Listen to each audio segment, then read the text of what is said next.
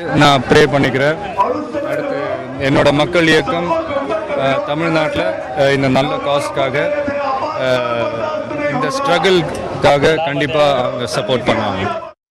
அம்மா அவர்கள் தமிழகத்தில் எவ்வளோ நல்ல விஷயங்கள் அவங்க செஞ்சுக்கிட்டு இருக்கிறாங்க. தமிழகத்தையே ஒரு முதல் மாநிலமாக கொண்டு வரணும்னு சொல்லி உழைச்சிக்கிட்டு இருக்கிறாங்க. ஸோ தமிழக மக்களுக்கு இவ்வளோ நல்லது செய்கிற அவங்க இந்த தலைவா பிரச்சனையிலையும் தலையிட்டு இதுக்கு ஒரு நல்ல முடிவு கொடுத்து கூடிய சீக்கிரம் இதை ரிலீஸ் பண்ணுவாங்கன்னு நாங்கள் நம்புகிறோம். சும்மா ஜென்ரல் பப்ளிக் ஒரு பசிக்கு சாப்பிட முடியாமல், மருந்து மாத்திரை வாங்க முடியாமல், ஏடிஎம் கார்டுக்காக வெளியூர் போய் முக்கியமாக திரும்ப வீடு வந்து சேர முடியாமல், அன்னன்னைக்கு கிடைக்கிற 500-1000 வச்சுக்கிட்டு சின்ன சின்ன தொழில் பண்ணுற வியாபாரிங்க முதற்கொண்டு தியேட்டர்ஸ், மால்ஸ், மார்க்கெட்ஸ், இந்த மாதிரி தேவையில்லாமல் இவங்கெல்லாம் ஏதோ கொஞ்சம் பாதிக்கப்படுறாங்களோ அப்படின்ற ஒரு சின்ன ஃபீல் தான். அது மட்டும் இல்லை, நான் நியூஸ்லலாம் நிறைய விஷயம் பார்த்தேன். மனசுக்கு ரொம்ப கஷ்டமாக இருந்தது. என்னென்னா, ஒரு பேத்தியோட கல்யாணத்துக்காக ஒரு பாட்டி வந்து ஒரு இடத்த விற்று அந்த பணத்தை கொண்டு வராங்க. அந்த பணம் செல்லாது அப்படின்ற அவங்க கேள்விப்பட்ட உடனே தற்கொலை பண்ணிக்கிற அளவுக்கு போயிருக்காங்க.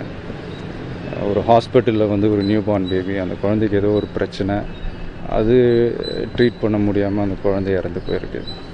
ஸோ இந்த மாதிரி சில விஷயங்கள் வந்து கொஞ்சம் அவாய்ட் பண்ணியிருக்கலாமோ அப்படின்றது தான். ஒரு நாட்டில் ஒரு 20% பணக்காரங்க இருப்பாங்களா, அதில் ஒரு குரூப் ஒரு சின்ன பர்சன்டேஜ் பண்ணுற தவறுகள்னால மீதி இருக்கிற 80% மக்கள் அவங்க என்ன பண்ணாங்க.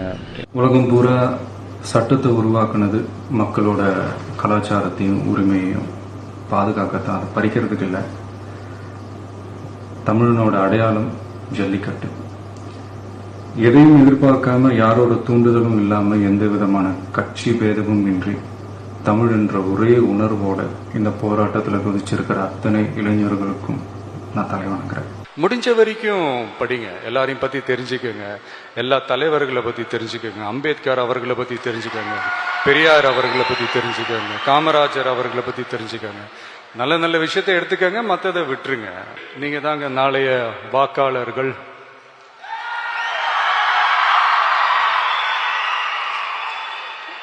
அடுத்தடுத்து புதிய நல்ல நல்ல தலைவர்களை நீங்கள் தான் தேர்ந்தெடுக்க போகிறீங்க.